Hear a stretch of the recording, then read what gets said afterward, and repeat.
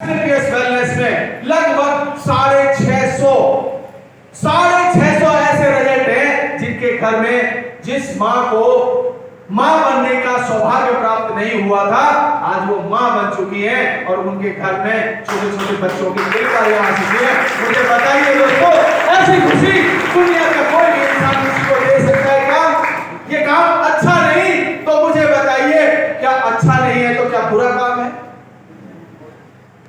हाँ या ना?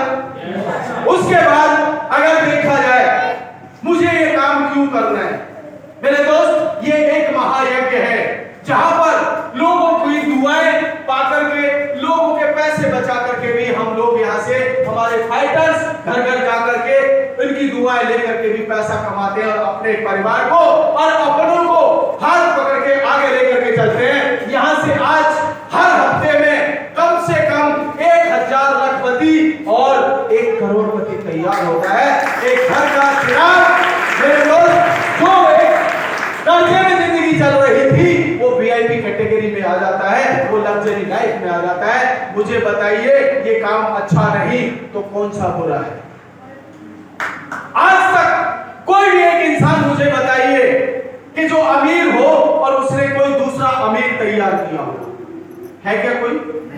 अरे कोई भी एक कामयाब व्यक्ति मुझे बताइए जिसने अपनी कामयाबी के बाद किसी दूसरे आदमी का हाथ थामा हो और उसको कामयाब बनाया, कोई एक आदमी।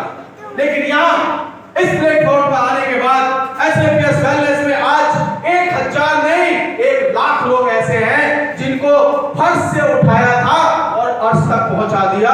आज यहाँ पर एसएपीएस वेलनेस में लगभग 550 लग्जरी कार जिनके बारे में हमारे आपके जैसे लोग सोच भी नहीं सकते, वो लोग आज यहाँ से 1-1 करोड़ की कारों में आ गए।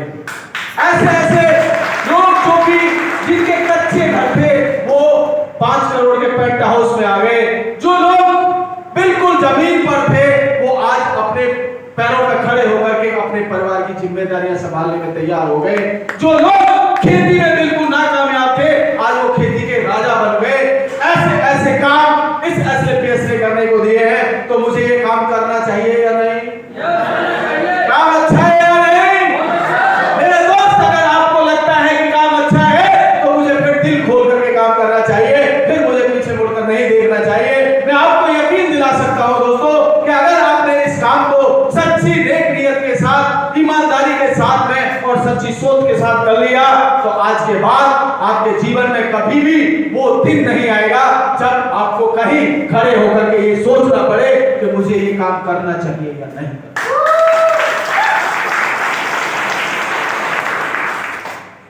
बात करते हैं दोस्तों इस बात की कि बहुत सारे लोग ये कह लेते हैं कि इसको तो बोलना आता है, इसको तो सब कुछ आता है, इसलिए ये इतनी बातें बोल रहा है। नहीं, मैंने भी पहले दिन ऐसा नहीं बोलना सीखा था, मैं भी ये बोलना नहीं जानता था, मैं भी वो पीछे वाली सीट पर बैठा था। लेकिन जब लगातार मैंने इस काम को किया तो आज मैं वहां से यहां तक आ गया।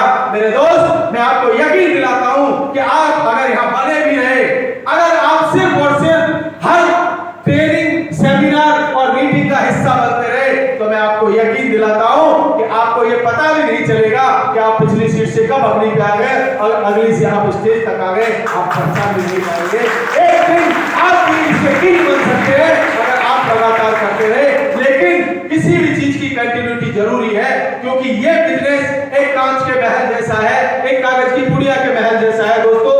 अगर इसमें थोड़ी सी भी चूक की तो थोड़ा सा झोंका भी इसको उड़ा करके ले जा सकता है। ये आपका कांच यहां से टूट सकता है और आप नंगे के नंगे रह जाएंगे।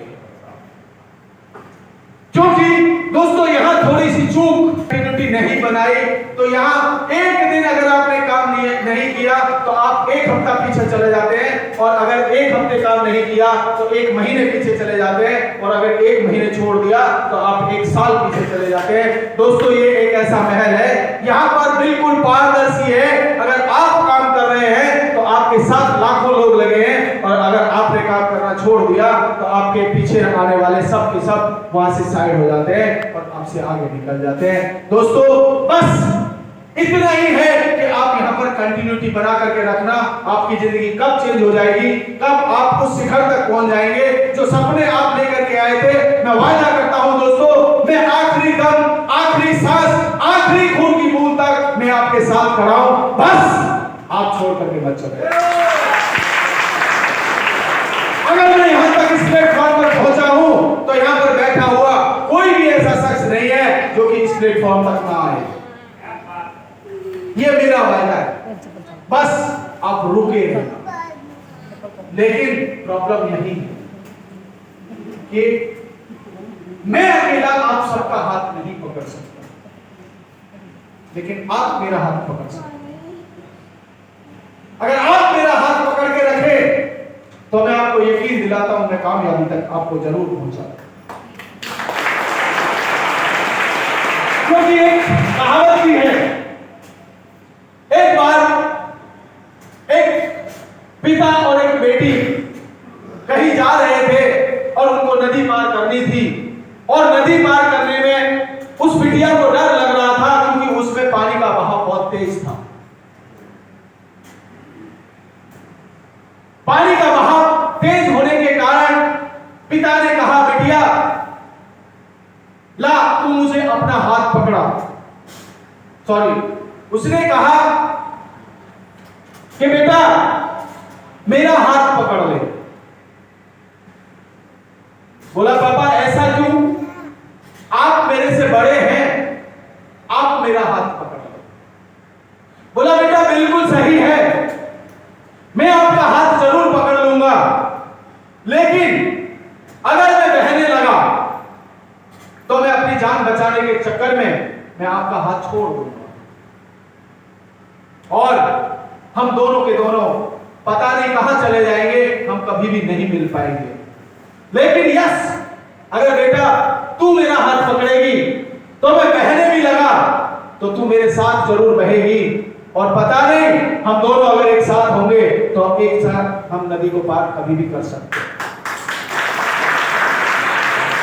क्योंकि डर के मारे जब तू बहेगी तो तू हाथ नहीं छोड़ेगी, क्योंकि तुझे अपनी जान बचानी होगी।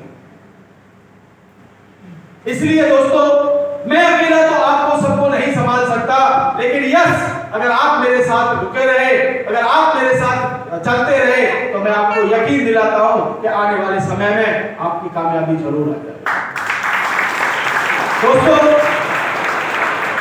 आपने जो सपने देखे हैं, आज से मेरा वायदा है आपका हर सपना मेरा सपना होगा, आपकी हर तकलीफ मेरी तकलीफ होगी, लेकिन आपका मुझे साथ तो चाहिए। अगर आप मेरा साथ छोड़ के चले गए तो मैं आपके सपने को कैसे पूरा कर पाऊंगा? क्योंकि सपना आपका है तो आपको मेरे साथ तो चलना पड़ेगा। यस या नो? यस। मैं यकीन के साथ कह सकता हूं दोस्तों, जो भी सपना आपका है वो सपना जरूर पूरा होगा।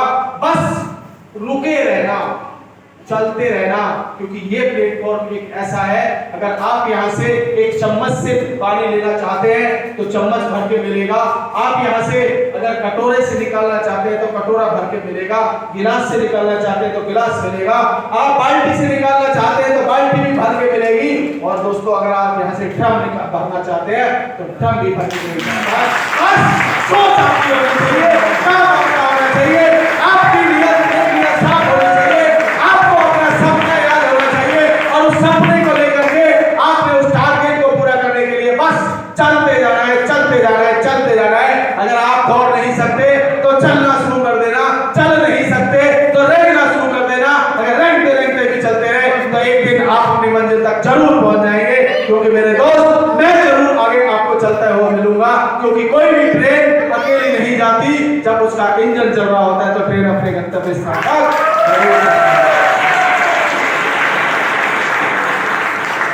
Thank you. मैं अपनी वाणी को विराम देता हूं। आपने